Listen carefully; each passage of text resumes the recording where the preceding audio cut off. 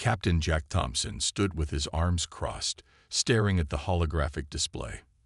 The massive Vraxian warship loomed in the projection, its crystalline hull gleaming with an otherworldly shimmer. Around him, the War Council of Earth's United Defense Force sat in stunned silence. 17 colonies lost in 8 weeks, General Adams said, breaking the silence. Their shield technology renders our conventional weapons useless. Even nuclear warheads barely scratch them. The Vraxian Empire had emerged from the far reaches of the Andromeda Galaxy 6 months ago, bringing with them technology centuries beyond human understanding. Their initial diplomatic overtures had seemed promising until they demanded Earth's complete surrender, citing humanity's primitive development as justification for their dominion. The Vraxian flagship carries a gravitational disruptor capable of tearing a planet's crust apart. Dr. Lisa Miller, head of Xenotechnology, explained. They've already demonstrated it on Mars' moon Phobos as a warning. We have 8 weeks before their fleet reaches Earth. Thompson studied the alien vessel's schematics. Despite humanity's rapid advancement into space, Earth's defenses were hopelessly outmatched. The Vraxians' crystalline technology channeled energy in ways human science couldn't explain, let alone counter. What if we could reverse engineer their tech? Asked Major Tom Wilson, the youngest member of the council. Dr. Miller shook her head. We've tried. Their crystalline computing cores operate on principles we can't decipher. It would take decades to understand. And we have weeks. Then we don't try to copy them, Thompson said suddenly.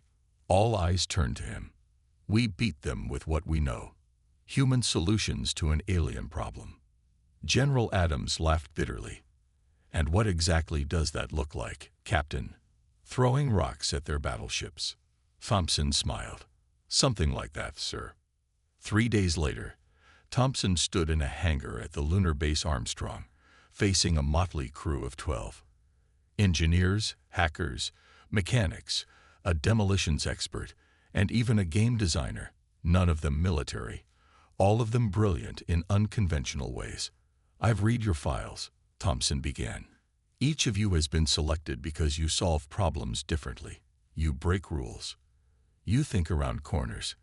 Conventional military thinking won't win this war. He activated a holographic display showing the Vraxian flagship. This is our target, the most advanced warship ever encountered by humanity. Our mission is to neutralize it using technology we already have. A hand raised in the back.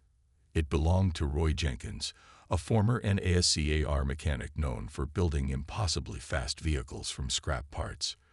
You're saying we need to hotwire an alien Death Star? Thompson nodded. Exactly. We have access to everything Earth can provide. Factories, resources, knowledge. We need something they won't expect because it's too human. He looked at each face in turn. The Vraxians think we're primitive, and technologically speaking, they're right. But what they don't understand is that limitation breeds innovation. Humanity has always been outgunned throughout our own history, yet we've survived by adapting, improvising, and thinking differently. Thompson pointed to the hologram. Their technology is elegant, perfect, and completely predictable. Ours is messy, pragmatic, and wildly innovative. That's our advantage. The room was silent for a moment. Then Rachel Cohen, a quantum computing specialist who'd been thrown out of 3 prestigious universities for ethical violations before revolutionizing information security, stepped forward. When do we start? The lunar facility transformed into a chaotic workshop over the next 2 weeks. What began as Thompson's Hail Mary project had been quietly sanctioned by Earth's governments, who were funneling resources to Armstrong Base while publicly preparing evacuation shelters.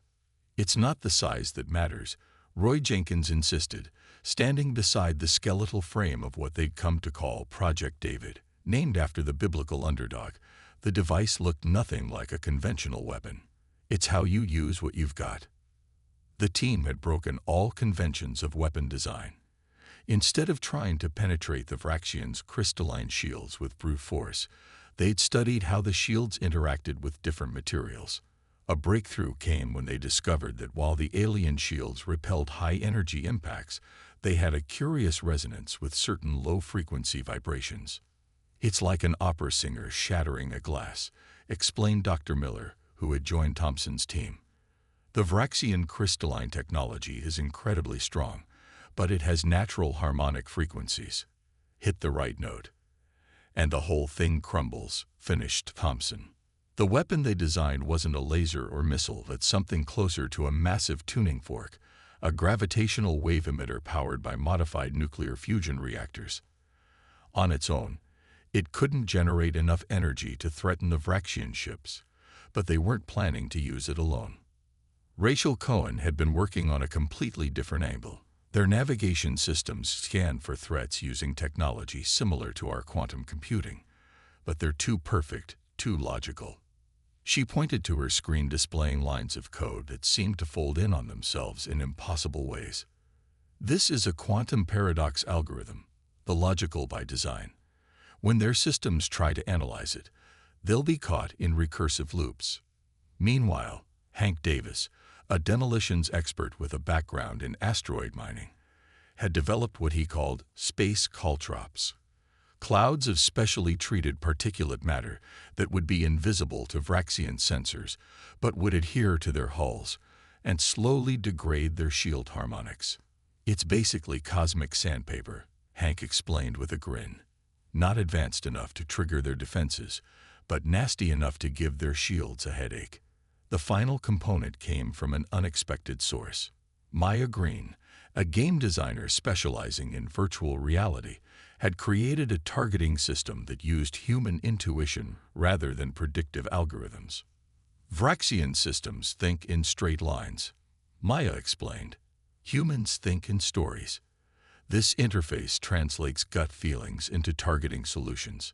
It won't make mathematical sense to them, which is exactly why it'll work." As the pieces came together, Thompson realized they weren't building a superweapon in the conventional sense. They were building a system of interconnected technologies that would exploit the blind spots in the Vraxians' perfect systems, blind spots that existed precisely because the aliens couldn't conceive of imperfect solutions.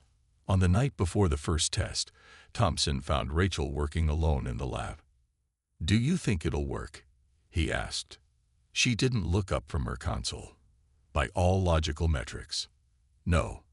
But that's the point, isn't it? We're not playing by logical metrics." She finally met his eyes. "The Vraxians think they've seen everything because they've evolved so far beyond us. But they've never seen humans with their backs against the wall." The next morning, they activated Project David for the first time. The gravitational emitter powered up, sending invisible waves toward a salvaged piece of Vraxian hull material. For a moment, nothing happened. Then, with a sound like shattering glass, the seemingly indestructible crystal fractured into 1,000 pieces. The room erupted in cheers, but Thompson remained focused on the view screen showing the approaching Vraxian fleet. They had a weapon now, but they still needed a plan to get close enough to use it. 3 days before the Vraxian fleet would reach Earth's orbit, Thompson's team faced their greatest challenge. Project David worked in controlled tests, but deploying it against the actual Vraxian flagship presented logistical nightmares. "We can't just fly up and knock on their door," General Adams pointed out during a strategy session. "Their defensive perimeter extends thousands of kilometers. Anything approaching with an energy signature will be vaporized instantly." The solution came from an unlikely source. John Murphy, a former cargo pilot with a reputation for smuggling goods through blockades, spoke up. "We don't approach them as a threat. We approach them as debris." Murphy's plan was audacious in its simplicity. Earth would appear to launch a desperate, conventional attack using its remaining military fleet. The Vraxians would easily repel it, but the battle would create a debris field, and within that debris would be the components of Project David, disguised as wreckage. "It's a Trojan horse made of space junk," Murphy explained. "The pieces will look inert but contain miniaturized power cells. Once they're within the Vraxian defensive perimeter, they self-assemble. The plan required perfect timing and no small amount of luck. It also meant sacrificing ships, though their crews would evacuate beforehand. More troubling was the knowledge that Earth would appear defenseless after the failed attack, potentially prompting the Vraxians to launch their planet killer ahead of schedule. "It's a gamble," Thompson admitted, "but it's the only way to get close enough." As Earth's remaining space fleet prepared for what the public believed was a last-ditch defense, Thompson's team worked on another critical aspect of their plan: understanding the Vraxians themselves. Dr. Miller had been studying intercepted communications. They're not just technologically advanced. They think differently than we do. The Vraxians value efficiency above all else. They see our technological development as inefficient. Too many competing ideas, too much waste. That's been humanity's greatest strength, Thompson countered. Our messy, competitive innovation. Exactly, Miller agreed. And that's why they underestimate us. They can't conceive of valuable developments emerging from chaos. They've eliminated inefficiency from their civilization, but they've also eliminated the unexpected leaps that come from it. This insight proved crucial as they finalized their strategy. The Vraxians wouldn't expect a weapon that sacrificed precision for creativity, power for adaptability. They wouldn't look for threats hidden in plain sight precisely because such a strategy would seem wasteful and inefficient to them. The day before the planned engagement, Earth received an unexpected transmission from the Vraxian flagship. Their supreme commander, an entity that appeared as a shifting crystalline form, offered one final chance for surrender. "Your primitive defenses cannot hope to withstand us." The alien voice resonated. "Surrender now, and we will preserve your species as subjects rather than specimens." General Adams, following the agreed plan, responded with calculated defiance. "Humanity will never surrender to tyrants, no matter how advanced." The transmission ended. Earth's final countdown had begun. As their ships moved into position, Thompson addressed his team one last time. "Tomorrow, we don't just fight for Earth. We fight to prove that innovation isn't measured by technological advancement alone, but by the creativity and spirit behind it." Roy Jenkins clapped him on the shoulder. "In other words, we're going to show these crystal critters what happens when they pick a fight with the galaxy's most stubborn species." Thompson smiled. "Exactly. Tomorrow, we teach them about human ingenuity." The battle began exactly as planned, which, ironically, meant it appeared to go terribly wrong. Earth's fleet engaged the Vraxian vanguard at the edge of the lunar orbit, launching conventional weapons that dissipated harmlessly against the alien shields. The Vraxians responded with precision strikes, disabling Earth vessels one by one. In mission control, General Adams maintained the charade of a desperate commander watching his forces crumble. Only he and a few others knew that the destroyed ships were actually deploying the components of Project David under the cover of explosive debris. "First phase complete," reported an officer quietly. "All components successfully deployed."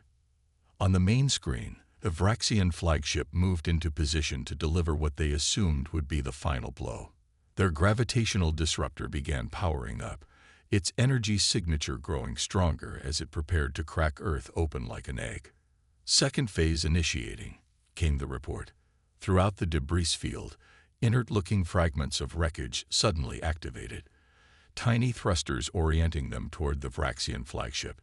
The alien sensors, designed to detect energy weapons and conventional threats, paid little attention to what appeared to be scattered debris. Thompson, commanding a small stealth vessel at the edge of the battlefield, watched the feed from microsatellites.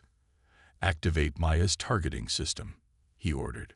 Around the world, thousands of video game players who thought they were participating in a special event began unwittingly guiding the fragments through the Vraxian defenses, their human intuition creating movement patterns no algorithm could predict. The Vraxian command was alerted too late. By the time they recognized the threat, hundreds of component pieces had attached themselves to their flagship's hull. The crystalline surface began to vibrate subtly as Hank's space caltrops did their work, creating microscopic imperfections in the perfect lattice of the shields. "Now, Rachel," Thompson ordered. The quantum paradox algorithm transmitted, infiltrating the Vraxian systems through the compromised shield sections. On the flagship's bridge, alien commanders watched in confusion as their displays showed impossible readings. Threats that existed and didn't exist simultaneously. Defensive systems that reported being both operational and failed. Finally, Roy Jenkins' modified gravitational wave emitter, now fully assembled on the hull of the flagship, activated.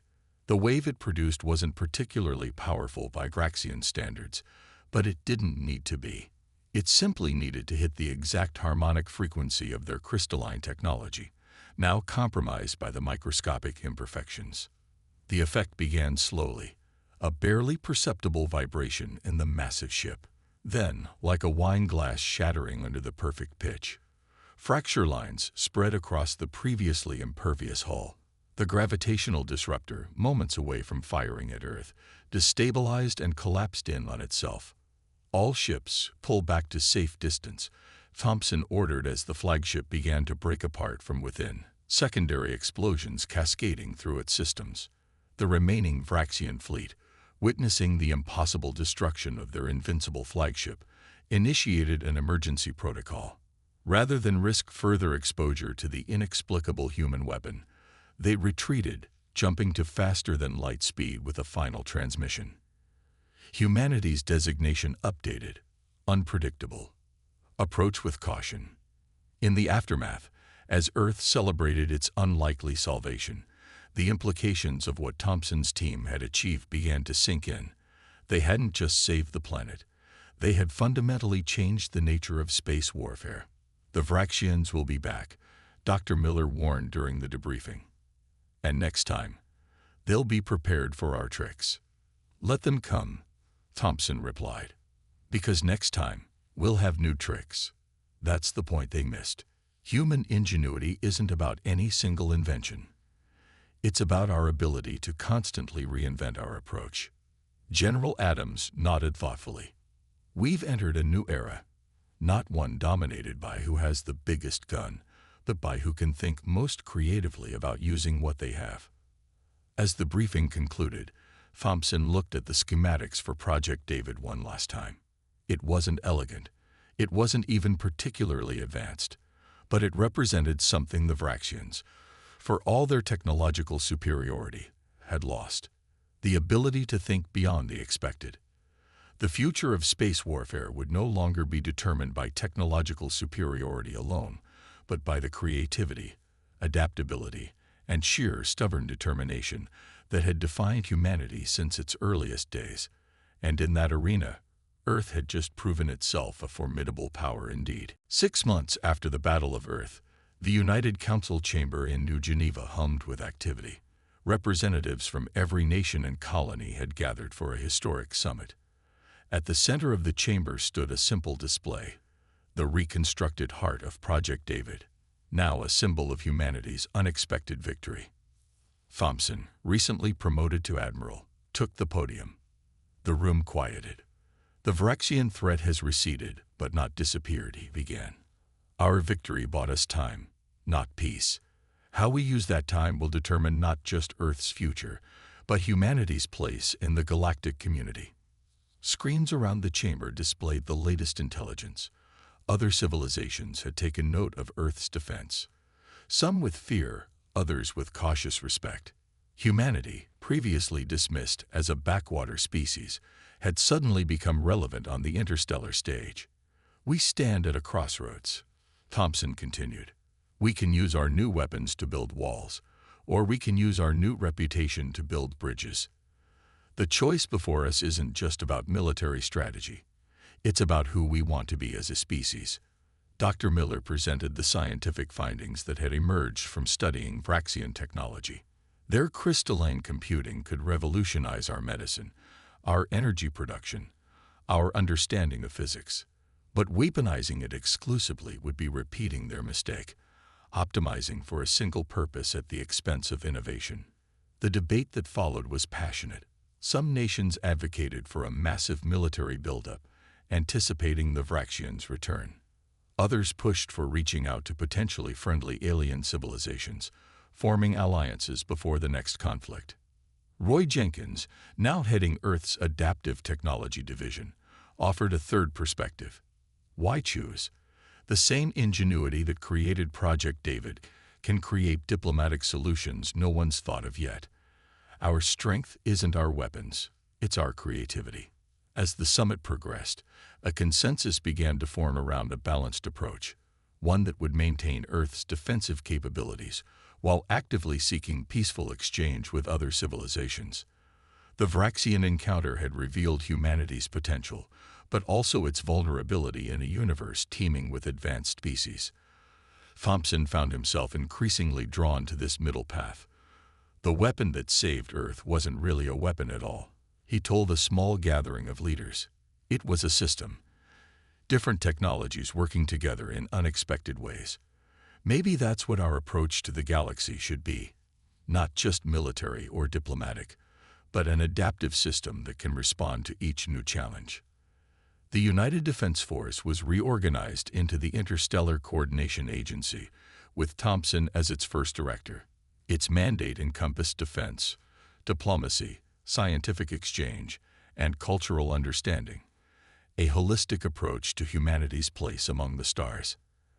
As the summit concluded, Thompson addressed the public in a global broadcast. To every engineer, scientist, artist, philosopher, and citizen watching, this is your call to action. The future of space isn't just for governments or militaries to decide. It belongs to all of us. The next great innovation, the next Project David, could come from anywhere. He gestured to the diverse team that had saved Earth, standing behind him. These individuals didn't succeed because they had the most advanced technology.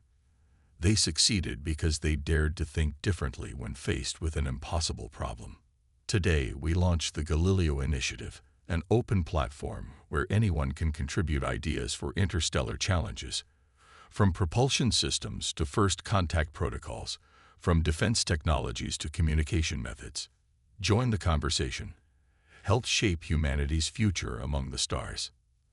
As applications flooded in from around the world, Thompson reflected on how far they'd come. The Vraxian threat had nearly destroyed Earth, but it had also united humanity in unprecedented ways. Old rivalries hadn't disappeared, but they'd been tempered by the recognition of a shared destiny. The universe was vast, filled with civilizations both more and less advanced than humanity. Earth's survival would depend not on matching them technology for technology, but on bringing the uniquely human perspective to the galactic stage, adaptable, innovative, and impossible to predict. The conversation about humanity's future had begun, and this time, everyone was invited to the table. 1 year after the Vraxian retreat, humanity's first intentional diplomatic mission to an alien civilization departed Earth orbit.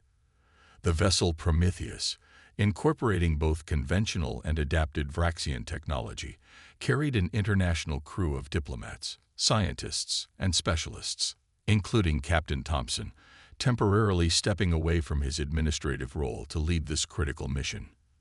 Their destination, the Tellurian Collective, a loose federation of species that had observed Earth's defense against the Vraxians with interest. Unlike the crystalline invaders, the Tellurians were diverse in form and philosophy, united primarily by their opposition to expansionist powers like the Vraxian Empire. We're not just seeking allies, Thompson reminded his crew during the 3-month journey. We're learning how interspecies cooperation functions. The Tellurians have maintained peaceful relations between 12 different biological types for centuries. Dr. Miller, heading the scientific contingent, added, and they've done it without technological homogenization. Each species contributes its unique approach to problem solving. Upon arrival at the Tellurian hub world, a massive artificial structure orbiting a binary star system, Thompson's team faced their first surprise. Rather than meeting with a unified diplomatic body, they were greeted by individual representatives from each member species, each with their own protocols and communication methods. We expected a united front, Thompson confessed to his senior staff. This is chaotic. Roy Jenkins, who had insisted on joining the mission, laughed. Sounds like home. The insight proved valuable.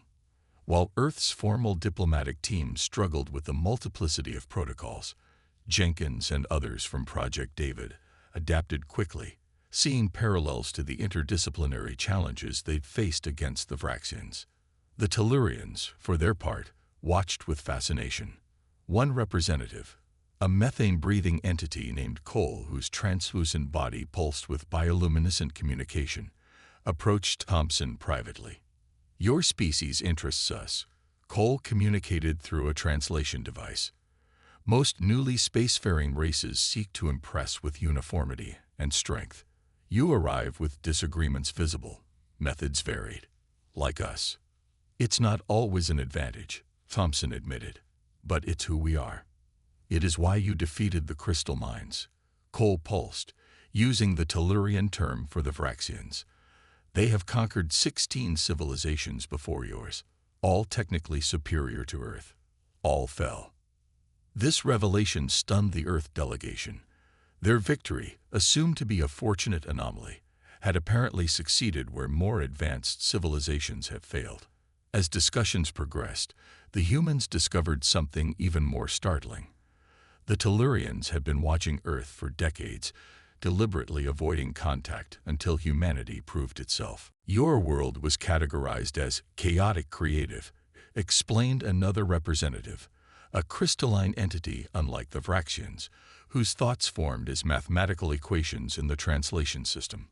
Such species either self-destruct or transform into galactic linchpins. The outcome was uncertain. "And now?" asked Dr. Miller. "Now," pulsed Cole, "you have demonstrated the adaptive potential that makes chaos systems valuable. The Vraxians cannot comprehend your methods because they evolved beyond unpredictability generations ago. Their perfect efficiency became perfect predictability." Over the following weeks, the true purpose of the Tellurian collective became clear. They weren't merely a defensive alliance, but a deliberate counterbalance to civilizations like the Vraxians, preserving biological and methodological diversity in a galaxy that increasingly trended toward homogenization. "We call it the convergence problem," Cole explained during a summit session. "Advanced civilizations typically converge on similar technological solutions, losing their unique perspectives. Those who resist either remain primitive or develop along truly novel paths. Earth has chosen the latter, perhaps unconsciously." The implications were profound. Humanity's perceived technological backwardness, still struggling with fossil fuels when others had mastered fusion, still using biological bodies when others had transcended them, had preserved ways of thinking that more advanced species had lost. Thompson recognized the diplomatic opportunity immediately. Earth couldn't offer technological marvels, but it could offer innovation itself. The unpredictable creativity that emerged from human diversity and competitive development. When the Prometheus returned to Earth 3 months later, it carried not just treaties and technology exchanges, but a new understanding of humanity's potential role in the galaxy. They weren't destined to be the strongest or most advanced civilization, but they might become the most adaptive, the species that could bridge differing approaches and find solutions where others saw only incompatibility. The Galileo Initiative transformed accordingly, expanding from a primarily defensive focus to include interspecies cultural and methodological exchange.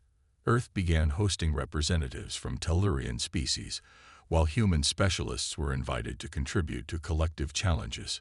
"We're not just preparing for the next Vraxian attack," Thompson explained to the United Council. "We're positioning humanity as innovation brokers in an increasingly homogenized galaxy. Our chaos, our inefficiency, our stubborn refusal to settle on a single approach, these are becoming our greatest exports." Not everyone embraced this vision. Some nations worried about exposing Earth to further alien influence. Others argued that humanity should focus on catching up technologically rather than celebrating its differences. The debates were heated, public, and ongoing, which, ironically, only reinforced the aliens' interest in human processes. 6 months after the Prometheus mission, long-range sensors detected Vraxian scout ships at the edge of the solar system. But rather than approaching alone, they found a Tellurian diplomatic vessel waiting for them, transmitting a simple message. Earth was now under collective protection. The scouts retreated without engagement. For the moment, at least, humanity had gained something more valuable than superior weapons. They have found their place in the galactic ecosystem. 5 years after the Vraxian conflict, Earth had transformed. Skylines in major cities now featured alien architectural influences, while orbital platforms hosted research facilities for a dozen different species. The initial fear of extraterrestrial contact had given way to a cautious integration, though humanity remained vigilant about maintaining its independence.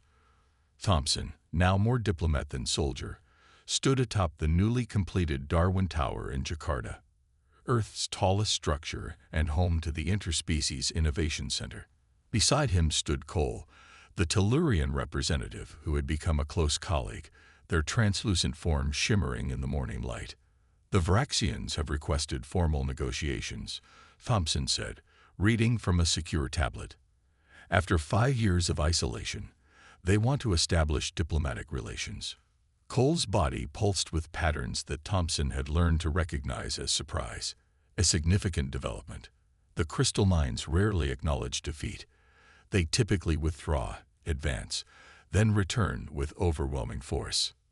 Maybe they'd recognized that approach won't work with us. Perhaps Cole's pulses were skeptical, or they have developed countermeasures to your methods and seek to study you further before striking again. Thompson couldn't dismiss the possibility. Despite 5 years of peaceful exchange with the Tellurian Collective and other alien civilizations, Earth remained in a precarious position. Project David's success had bought time and respect, but humanity's technological development, though accelerated by alien exchange, still lagged centuries behind the Vraxians. "We'll meet them," Thompson decided, "but not on a battleship this time."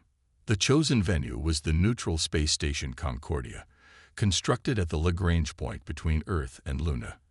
Representatives from the Tellurian Collective would attend as observers, but the negotiations would be directly between humanity and the Vraxians. As Thompson's team prepared, an unexpected visitor arrived at his office. Rachel Cohen, who had left government service shortly after the Vraxian conflict to pursue her own research into quantum communication. "I've been following the diplomatic preparations," she said without preamble. "You're missing something crucial." Thompson had learned to listen when members of the original Project David team spoke. "Go on." Rachel activated a holographic display.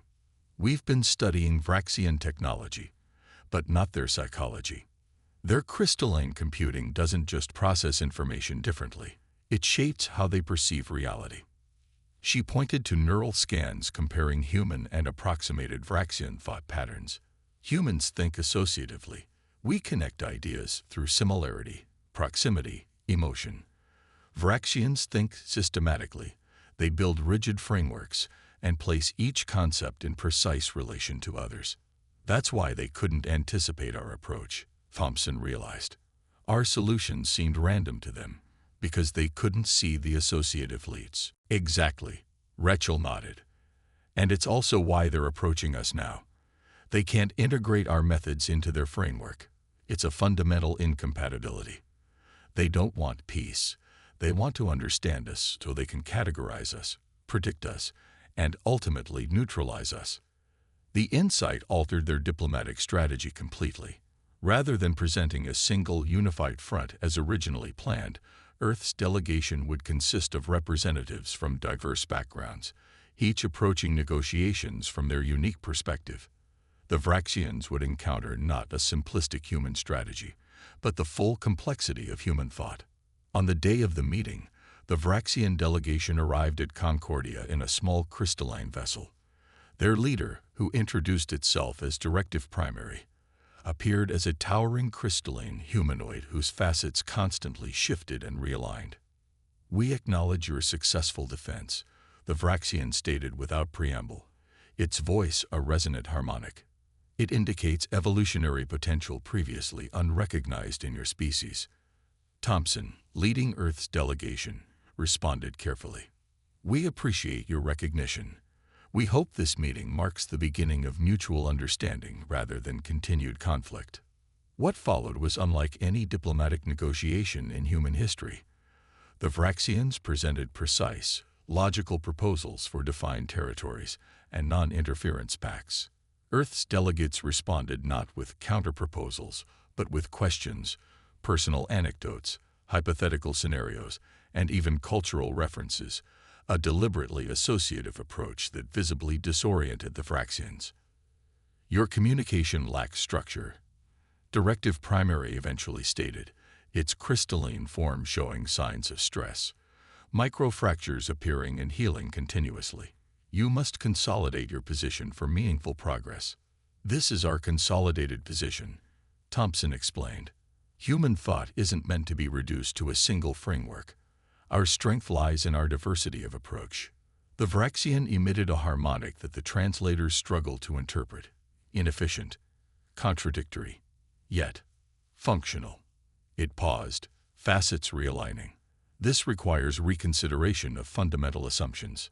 The negotiations ended without formal agreements, but with something potentially more valuable: the first indication that the Vraxians were capable of recognizing the validity of a completely different mode of existence.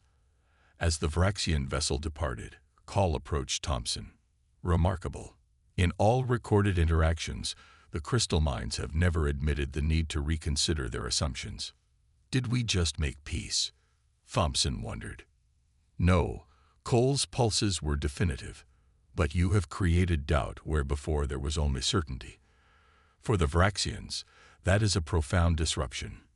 In the aftermath, Thompson addressed a global audience. The speech was broadcast not only across Earth but to human colonies and alien worlds throughout nearby space. "Today marks neither victory nor resolution," he began, "but it represents something quintessentially human: the power to change the conversation itself. The Vraxians came seeking to understand us so they could defeat us. They left questioning whether their entire approach to the galaxy requires revision." He gestured to the diverse team behind him. "This is humanity's greatest weapon. Not our technology, not even our creativity alone, but our fundamental diversity of thought. We don't need to become like the Vraxians to survive them. We need to remain defiantly, chaotically human." As the transmission ended, Thompson gazed out at the stars visible through Concordia's observation dome. The galaxy was vast, filled with civilizations following different evolutionary and technological paths. Humanity's journey had barely begun, and its future remained uncertain. But one thing had become clear: the human element, unpredictable, adaptive, and stubbornly diverse, had earned its place among the stars. Not despite its contradictions and inefficiencies, but because of them. In the silence of the observation dome, Thompson smiled. The next chapter of humanity's story was still unwritten, and that perhaps was the greatest human strength of all: the ability to continually reinvent itself, facing each new challenge not with a single perfect solution, but with the messy, brilliant cacophony of human ingenuity.